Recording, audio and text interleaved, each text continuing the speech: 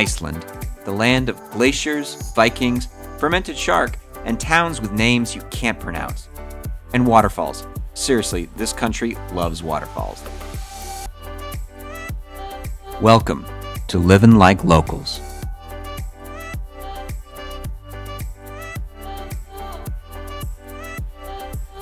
On this episode of Livin Like Locals, we decided to do a light, easygoing trip for our first post-lockdown adventure. So we decided to tackle the Ring Road. It's an ambitious trip, and we're happy to have you along for the ride. Along the way, you'll learn about Iceland, see some cool drone shots, watch us get eaten by the lovely flies called midges, and help you to figure out if driving the Ring Road of Iceland is right for you. Iceland is like a real-life version of an all-you-can-eat Golden Corral. It's a bit of geography for everyone. You want glaciers? We got them. Cute fishing villages that would give Santa's elves a wet dream? Got that too. What about climbing an actual volcano? Safety be damned. No problem. It's like walking through a real-life Game of Thrones, only without the incest and White Walkers. Here's Kathy to tell you more about the trip. This is Kathy. I'm with my husband Todd, and we're living like a local. We're currently in Iceland right now. This was our post-COVID trip. We have traveled all over the world, and for the last 18 months we haven't been able to, and so this was our first time. The reason why we chose Iceland is because it opened up to the United States relatively quickly, and we were excited. I gotta be honest with you though, I was a little bit nervous about going to Iceland. We had been here a few years ago. We were only here for 24 hours, and I wasn't in love with it, and I really didn't want to come back, but we decided since this was the first country that was opening up that we would come here. I have to say it's probably one of the most beautiful trips I've ever had, and it's one of the countries that I would definitely come back to.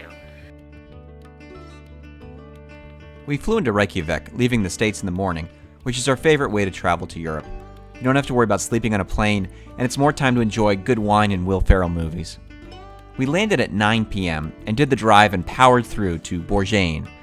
Borgarnes? You want mispronunciation, this country has it. And that's one of the easier pronunciations, trust me. The next day, we explored the settlement center in town, where we learned how the Vikings truly explored the globe back in the day. Who knew the Vikings were so industrious? I thought they were too busy with their endless pillaging happy hour. Iceland is a country that celebrates spas and hot tubs, and for that reason alone, it's my spirit animal country. We spent the afternoon at a hot spring spa, the first of many, and tried our best to beat jet lag. But when the sun sets around 1:30 a.m. and rises 2 hours later, it takes a lot of wine and carbs to fall asleep. The next day, we explored a real-life crater. Let me explain. We are at the Grabstock Crater, which is about 2 hours from Reykjavik. And it's an easy 15-minute hike. We kind of have the whole mountain to ourselves.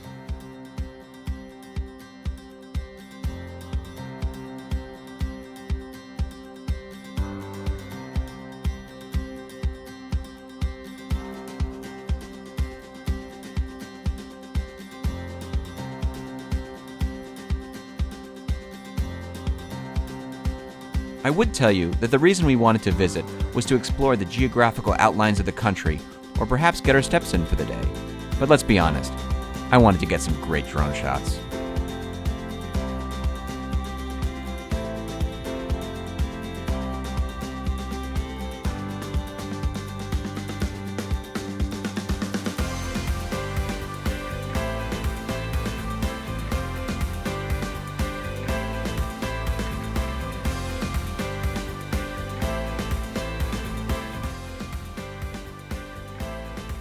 Along the road to Akureyri, or the A-Town as we call it, we stopped at the small Glambauer Farm and Museum, which is highly recommended.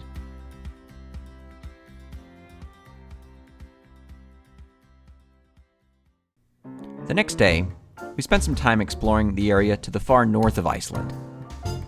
Check out this Airbnb. Can I retire here?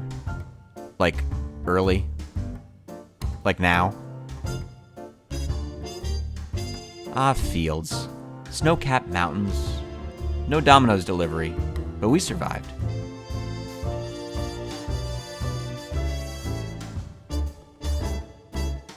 The drive took us to Gudafoss Waterfall, which is highly recommended. There's not a waterfall in Iceland that I don't recommend, but check out this one. There are 2 entrances on either side, both easily accessible, and it's right off the main road. This is just one of many waterfall shots, so if you're not into waterfalls, this might not be the video for you. Now let's pause for some shots of horses. I love filming horses. One more? Sure, why not? I mean, drone shots of horses? Sign me up, please. Hey guys. Lake Myvatn is beautiful. Like if the Caribbean and Ireland had a love child that was raised on the moon. Keep in mind, it's called Myvatn, which literally stands for midges. It's Lake of the Midges, which are the bane of your existence in Iceland. Flies don't usually bother me, but they feasted on my blood like a vampire at a Red Cross blood donation. Still, it's beautiful. The best part of the lake is Dimmuborgir, which is a dramatic expanse of lava. It's fascinating, and it looks like something from another planet. I would definitely give yourselves time to explore the many trails off the beaten path, which we didn't get a chance to do. Also, while we weren't here in December, it looks like they have an elves show visit for Christmas time called the Yule Lads. I don't like the idea of a bucket list, but seriously, elves in northern Iceland, I need to come back here someday with Santa's wish list. And for Game of Thrones fans, this cave is where Jon Snow and his girlfriend got it on. It's a small little grotto which is really hot. Not worth the trip as a destination by itself, but if you're in the area, why not? Sure, it's a little sexier on film. Make one wrong move here and you're likely to get burnt rather than have a north-of-the-wall date night. But still, it's worth it. Good thing I don't have a blacklight. We ended our epic day with my drone being attacked by angry birds. Not from the video game, but in real life. Check it out, there he is. I got distracted by the birds and lost control. Thankfully, my little drone, Frodo, survived the crash and is intact for another day.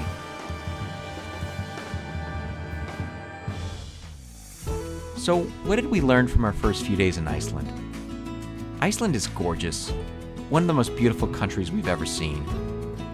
We learned to wear bug spray, we learned that craters are much higher than they look from the ground, and to be careful when flying drones around homicidal birds. And we learned we have to go back, because there's still so much to see. Stick around for our next episode as our travel continues on the Ring Road, exploring beautiful small fishing villages, glaciers, and yes, more waterfalls. And in order to get you to subscribe, I'll leave you with these shots of the fields and snow-capped mountains. This is Todd and Kathy, and until next time, we hope you're living like locals.